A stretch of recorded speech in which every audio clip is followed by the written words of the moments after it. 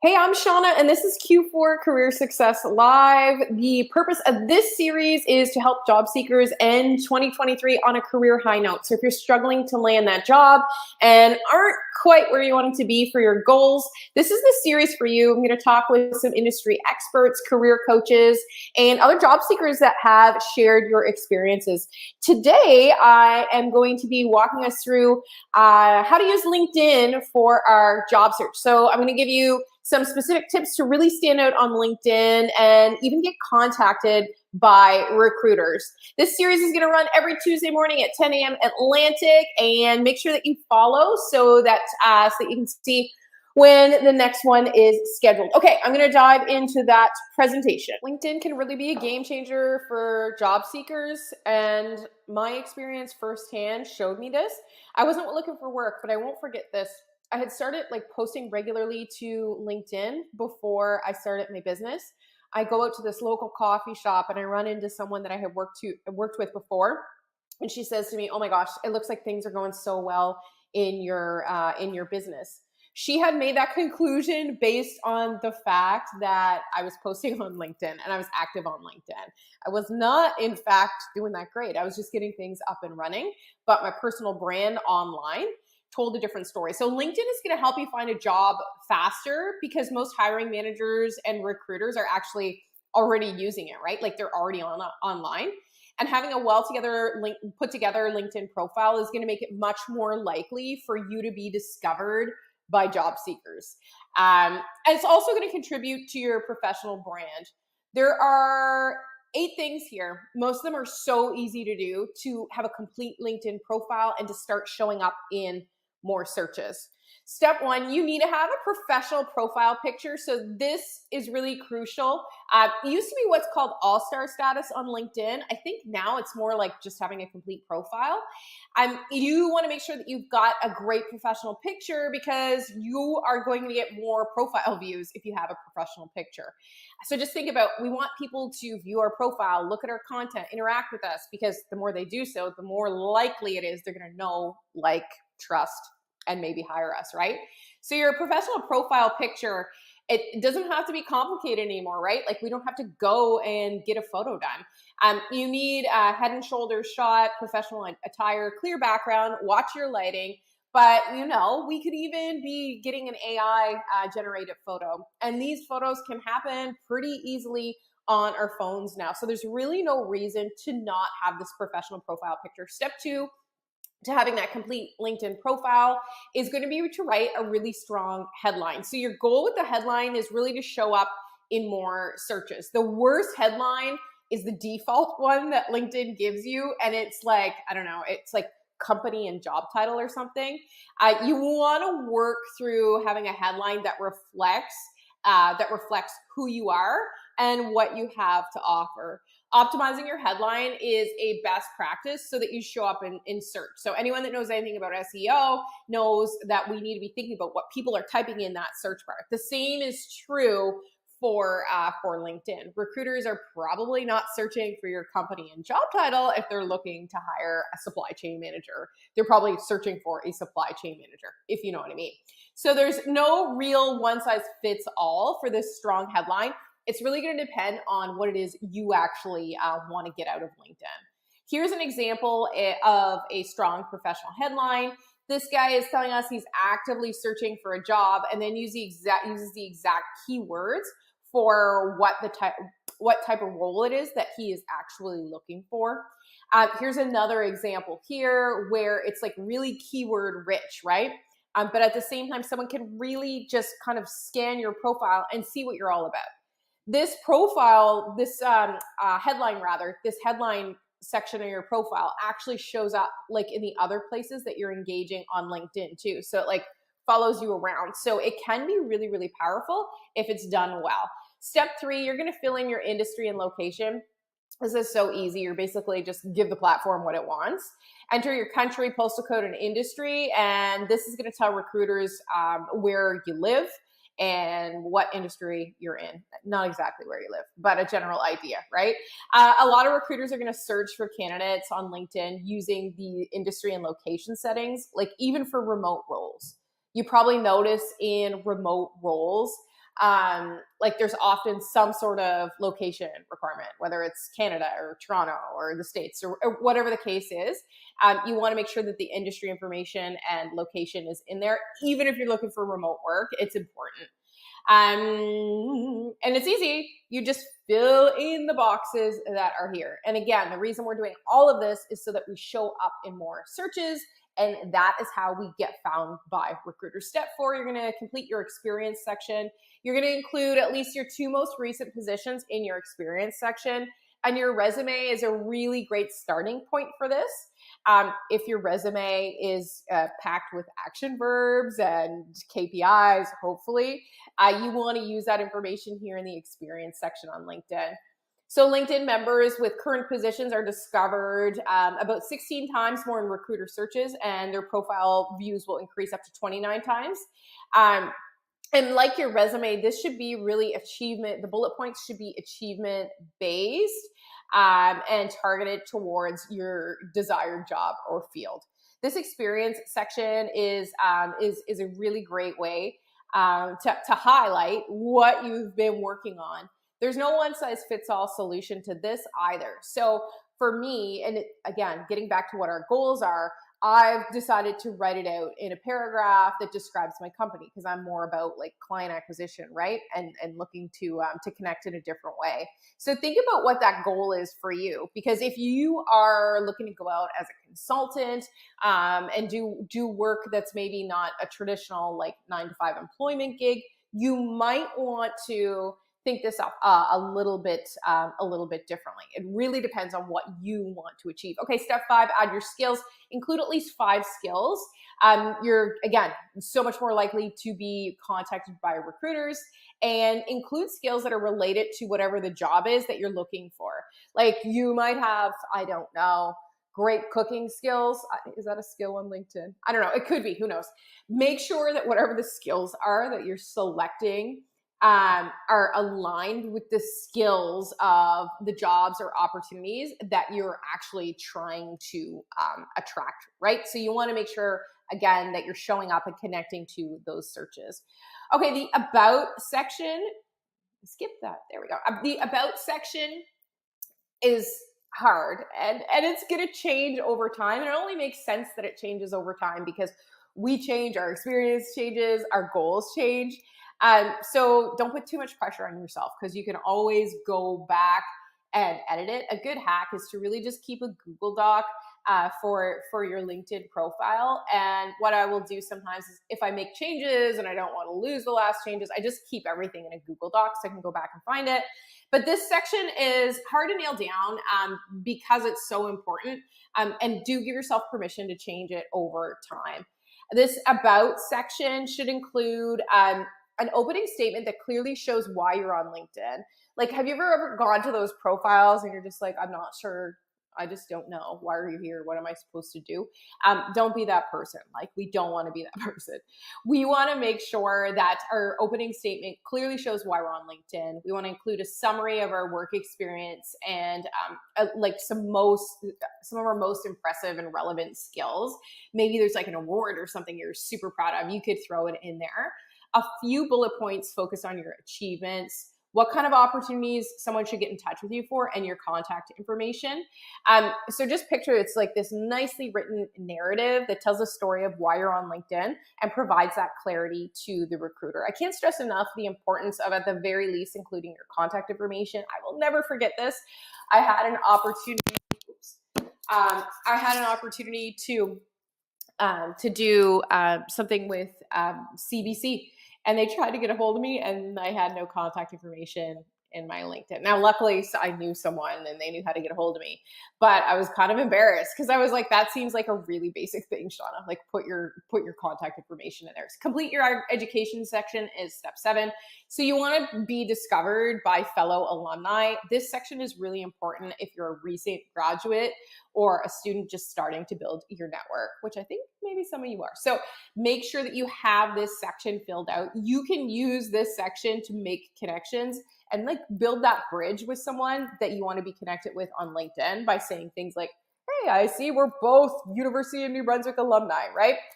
So it's very simple. You're again going to just fill in the field on your profile screen, okay?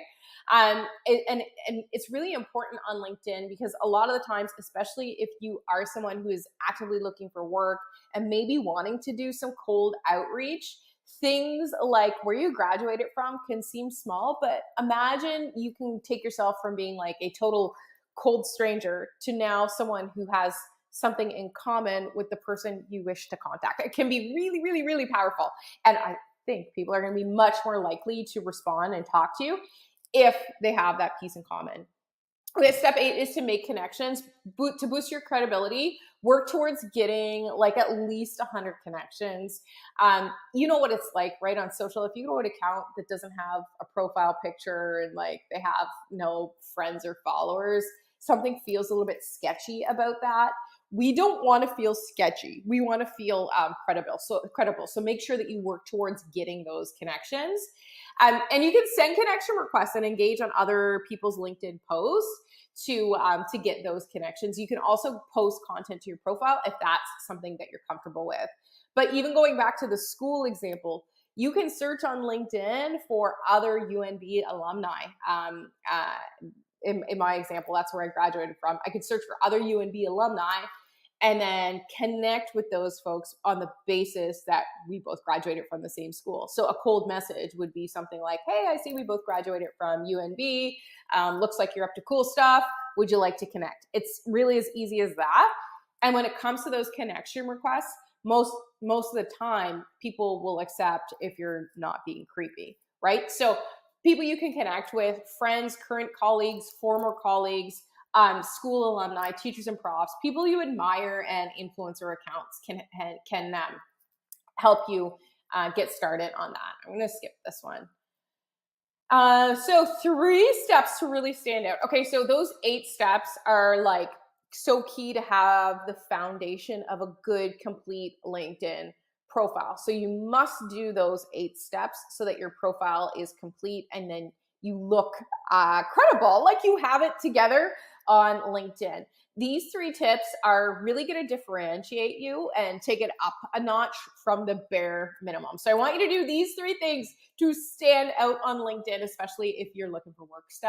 Thing number 1, you want to have a clear goal if you want to stand out on LinkedIn. A clear, specific goal. So it's not enough to be like, I'm on LinkedIn to get a job. Like, that is far too broad.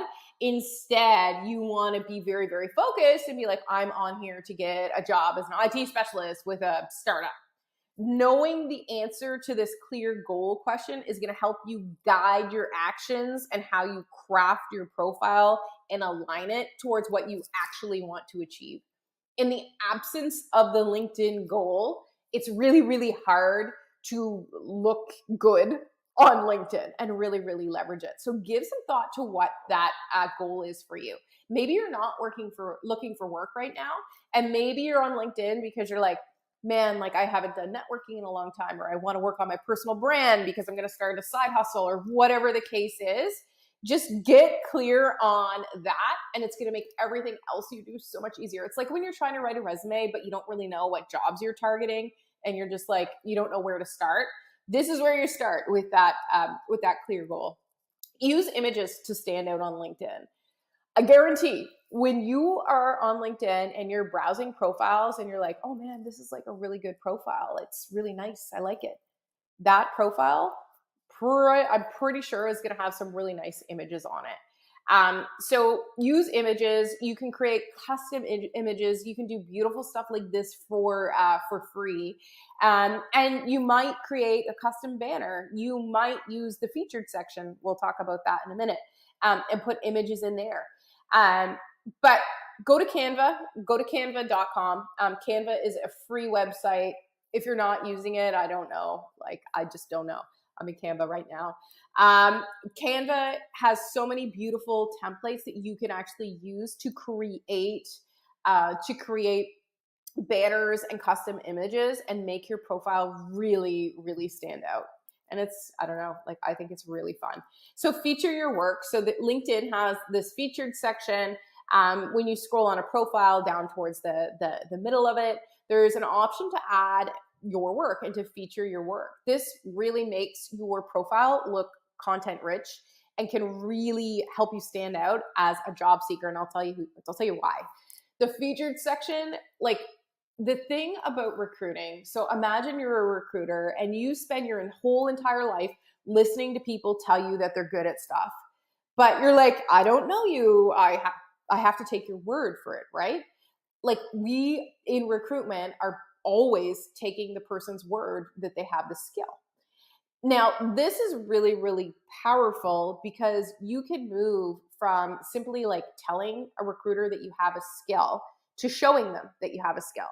So instead of being like, I got like amazing, amazing PowerPoint skills, why not in this featured section add a PowerPoint that you've done, right? Like that for sure is going to build your credibility. So leverage this section to show off some of your good work.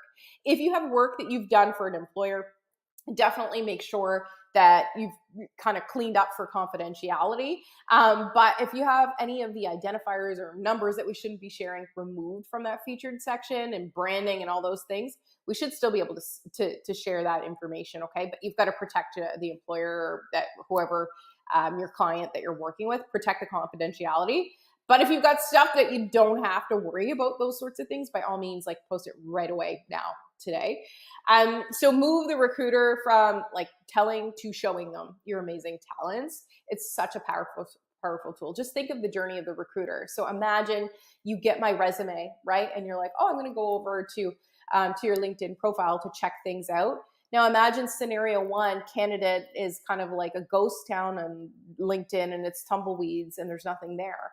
And now imagine scenario two, which is your profile, and the recruiter goes there and it's got like a beautiful custom banner and like a featured section and a beautiful about.